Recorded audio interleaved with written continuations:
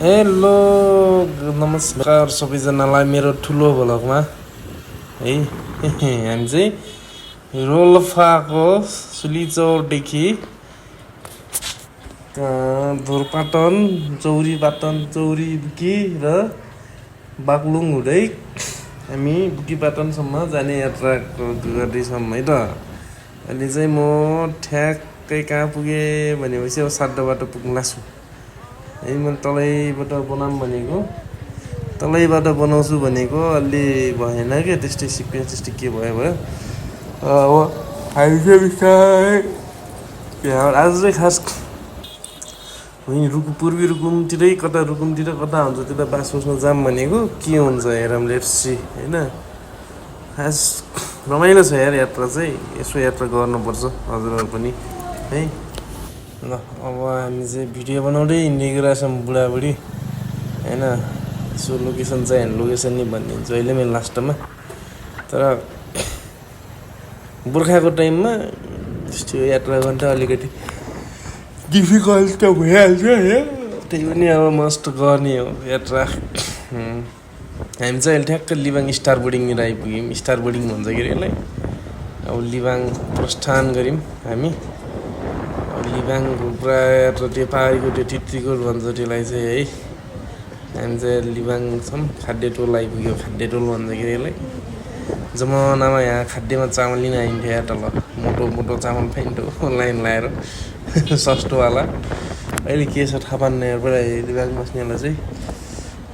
हामी चाहिँ अहिले ठ्याक्क अब लिबाङबाट बिस्तारै हिँडिरहेछौँ। लेट्स सी के हुन्छ अब फाइनल्ली होइन। हिँड्नु त पऱ्यो, घुम्नु त पुरो हजुरहरू पनि यसो टाइम निकालेर घुम्नु। ठ्याक्क शिवलाय मन्दिर आइपुग्यो अब चाहिँ शिवलाय मन्दिर है।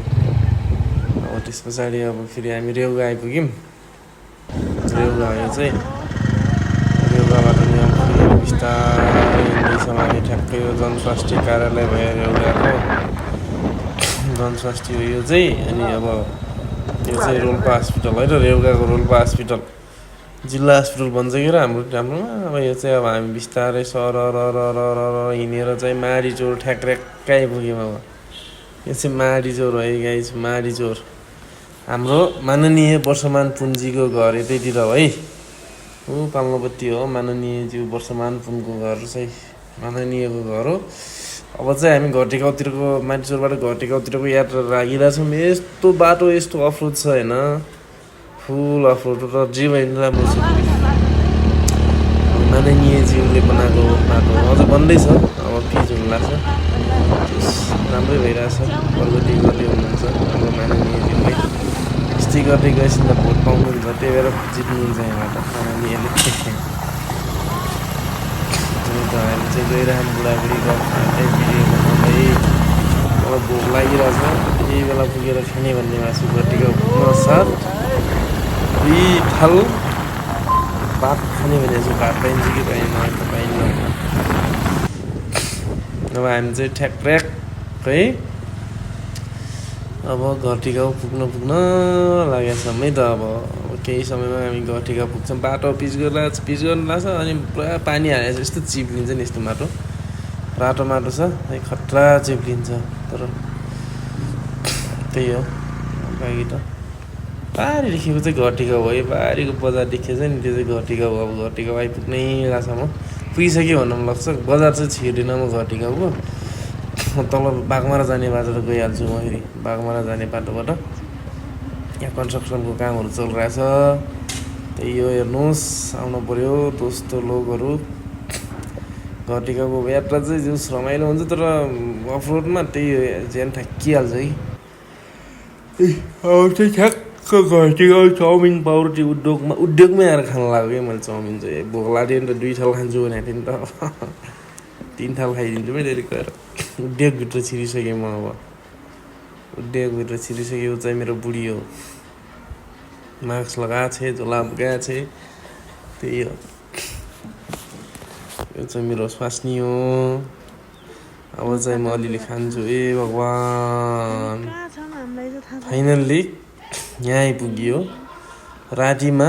हेर्नुहोस् यस्तो दुःख भयो कहाँ त्यहाँदेखि बिचरा राति नै 11 बजे नै भात पकाएर खानिदिनु धेरै धेरै धन्यवाद उहाँ बुवा आमाहरूलाई पानी परेर बाइक जताबाट गएर चिप्लिएर यो भगवान् त्यस्तो त्यो भिडियो चाहिँ मैले देखाउनु पाएन खतरा पानी पऱ्यो त्यस पछाडि हामी बाहिर बसिरहेको थियौँ यसो रातिमा त्यो नानीहरू बुवा आमाहरू सुत्न लागेको उहाँहरूले चाहिँ हामीलाई चत्त भात सार खुवाएर सुताउनु भयो जोस् मान्छेहरू चाहिँ एकदम राम्रो कि हाम्रो रोल्पातिरको भएको छैन यस्तो खराब हुन्छ नि रोल्पातिर मान्छेहरू बास नरिने को के हो भन्नेवाला लाइन गएको त्यही पनि सुतेको मान्छे उठेर चट्ट खानासाना दिनुभयो खाइयो बिहानको यो चाहिँ मर्निङ है त्यसले गुड मर्निङ दोस्त फेरि म यहाँबाट भूमि गाउँपालिकाबाट है त भूमिबाट म यहीँ बास बसेको हिजो यहीँ हो सुतेको यो मर्निङ भ्यू चाहिँ गुड मर्निङ सबैजनालाई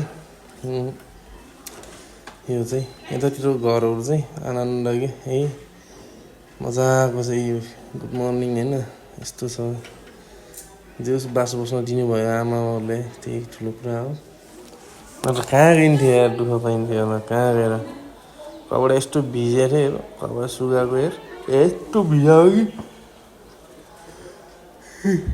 बिरालो त्यही छ सुरिला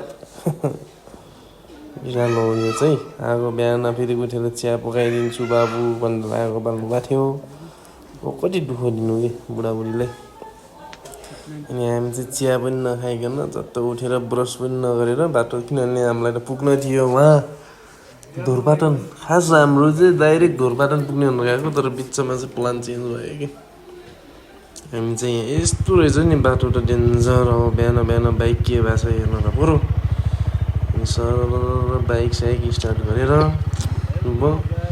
बाइकमा हिरो लगाएको छ हिरो गोटाएर फाल्न पऱ्यो हिजो दाम भयो बाटो कस्तो छ हेर्नु पऱ्यो फेरि बाटो त यो चाहिँ भूमि गाउँपालिका के ठाउँ भन्थ्यो मैले बिर्सेँ यार यसलाई चाहिँ रुकुमको भूमि के भन्थे गाउँपालिका रुकुमको भूमि गाउँपालिका रहेछ होइन रुकुम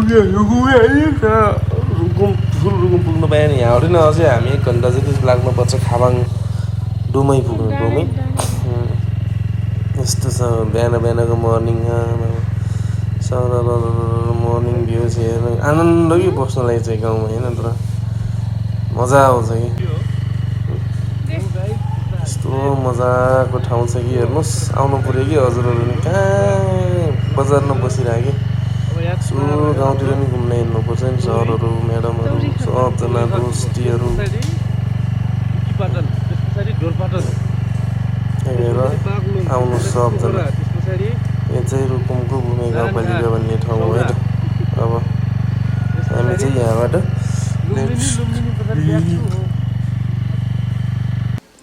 अब चाहिँ यात्रा सुरु भयो यात्रा सुरु भइरहेको थियो अलि अगाडि आएर फेरि एकचोटि ल सुरु भयो अब यात्रा हाम्रो रुकुम भूमि गाउँपालिकाको के भन्ने ठाउँको नाम त याद भएन त्यहाँबाट चाहिँ अब हामी निस्कियो है त खाबाङ बगर हामी चाहिँ अब डोमै पुग्छ डोमैबाट खाबाङ कहाँ हो पहिला डोमै पुगौँ ठुलै खोला टर्नुपर्छ भन्छन् के अरे कस्तो बाटो त अब यस्तो डेन्जर छ नि पुरै छोड्नु यार केही भन्ने कि अब बाटो चाहिँ डेन्जर छ यार है होइन त पारीको बिहान बिहानको पुरा नजरअन्दाज गाउँतिरको हेर्नुहोस् त कति राम्रो छ यार होइन खतरा छ नि होइन यो त खतरा छ पारीको गाउँ हामी पुग्ने कहाँ थाहा छैन भिडियो मात्रै बनाइरहेको छु है त ओहो खतरा छ भैँसी यहाँ चाहिँ भैँसी छ पुरानो गाउँको घर भेडाहरू नि बाहिरै बाँध्दो रहेछन् नि यहाँ चाहिँ भित्र नहाल्ने हाम्रोतिर चाहिँ भित्र हाल्छ नि यहाँ त बाल छैन बाहिर राखिदिने क्या यतातिर चाहिँ प्रायः जस्तो चाहिँ बाटो यस्तो चिप्लो छ अप्ठ्यारो छ हेर्नुहोस् त डेन्जर चिप्लो छ यार बाटो चाहिँ के साह्रो चिप्लो भएको बाटोहरू पनि जे होस् ठिकै छ कहाँ पुगिन्छ भन्ने कुरा हो कति बेला पुगिन्छ भन्ने कुरा हो छिटै पुग्यो भने हुन्थ्यो भने जस्तो फेरि हुन्न के र बिस्तारै बिस्तारै हिँड्यो तर यार बाटो चाहिँ डेन्जर अप्ठ्यारो थियो कि हिजो राति आउँदाखेरि चाहिँ होइन यता म चाहिँ चुनबाङ हुँदै आएको देखाउन पाएन रात परिहाल्यो र यार यस्तो बाटो अन्नाएर बिर्सेर कहाँ माथि बाटै सकिने ठाउँमा पुगेछु कि म त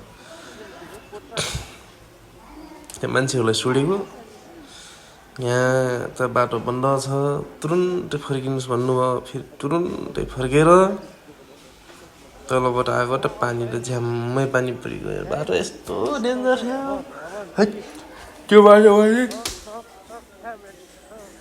जुन चुनबाङबाट चाहिँ हजुरहरू जाने चाहिँ एक्सपोर्ट राइडर हुनुहुन्छ भने जानु ल नत्र भने चाहिँ नजानु है प्लिज गइन्छ यार जिन्दगी त्यसैखेर फेरि बाँझोमा भैँसी हान्न गइन्छ त्यत्तिकै फेरि एक्सपोर्ट राइडर हुनुहुन्छ भने मात्र जानु नत्र भैँसी हान्न जानु मन लाग्यो भने बल्ल जानु होला त्यही हो कस्तो दामी छ कि भ्यू हेर्नु त चत्त लाएर है मलाई चाहिँ खासै बोल्न नि हान्न कि फेरि यस्तै यस्तै जे छ त्यही बोल्ने हो त्यो बाहेक अरू मलाई बोल्न पनि हान्न है अब चाहिँ बिस्तारै यात्रा भइरहेछ भूमि झर्ने डोमै झर्ने यात्रा भइरहेछ डोमैबाट चाहिँ बल्ल बाटो पिट्छ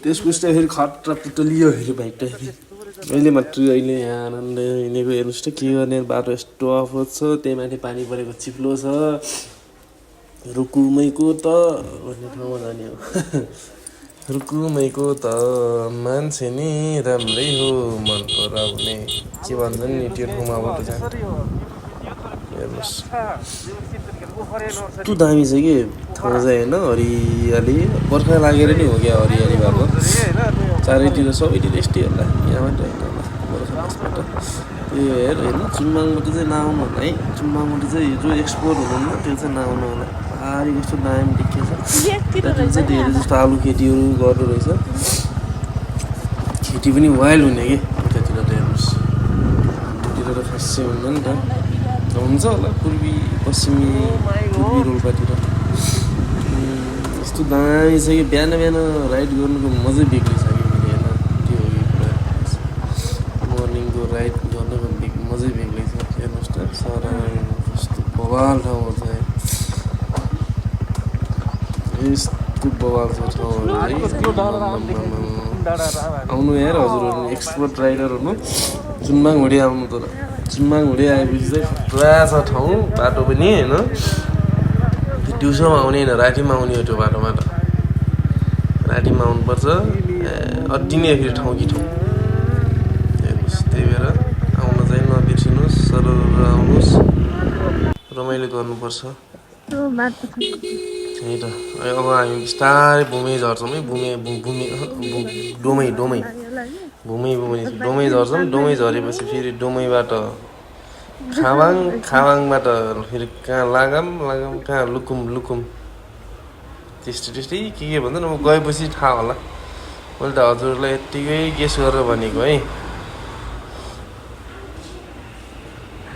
बुझ्नुभयो नि अब बल्ल अलिअलि तल आइपुगिन्छ कि भन्ने हो यार त्यही पनि के नाम निशानै थाहा छैन कि बाटो त यस्तो डेन्जर छ नि बर्खा मास भएर होला के गर्ने यार बर्खाको यात्रा गर्नु परेको छ यो धोरपाडातिर जाने सिजन पनि अहिले रहेछ कि फेरि बर्खामै पछि हुन्न रहेछ बर्खामै रहेछ कि फेरि धोरपाडा जाने सिजन पनि त्यही भएर यसो जाम भनेको जानुहोस् यार हजुरहरू पनि कस्तो छ सँगै रमाइलो गरौँला आउनु होला को आउनुहुन्छ दिदी दाई भाइ अङ्कल आन्टी मामा माइजू सासू ससुरा